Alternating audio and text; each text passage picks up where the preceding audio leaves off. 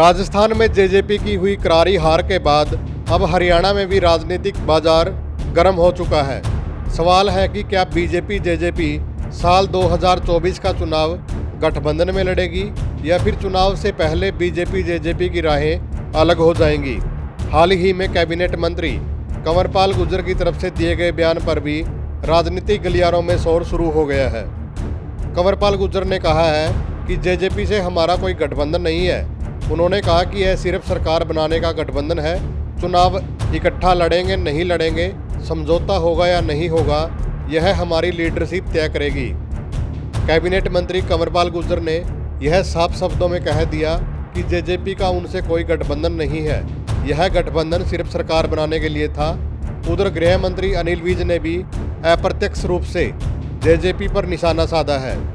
आम आदमी पार्टी का जिक्र करते हुए विज ने जो टिप्पणी की है वह अप्रत्यक्ष तौर पर जेजेपी पर लग रही है।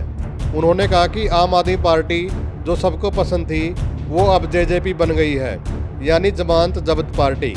वहीं 3 राज्यों में बीजेपी की जीत के बाद बीजेपी के भीतर इस बात को लेकर सुगबुगाहट है कि पार्टी को हरियाणा में किसी गठबंधन की जरूरत नहीं पड़ेगी। यह पहली बार नहीं है जब बीजेपी के किसी वरिष्ठ नेता ने अपने सहयोगी दुष्यंत चौटाला की जेजेपी की आलोचना की है।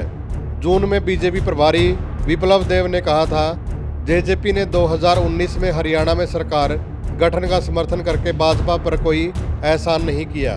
वहीं पूर्व केंद्रीय मंत्री चौधरी वीरेंद्र सिंह पहले ही कह चुके हैं कि अगर जेजेपी के साथ गठबंधन जारी रहा तो वह बीजेपी छोड़ देंगे।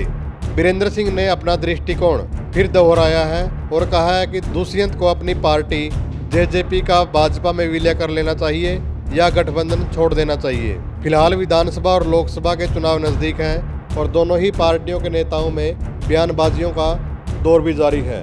अब देखना ये होगा कि इन दोनों ही पार्टियों के हाईकमान द्वारा क्या फैसला लिया जाता है। आप देखते रहिए द एयर न्यूज़।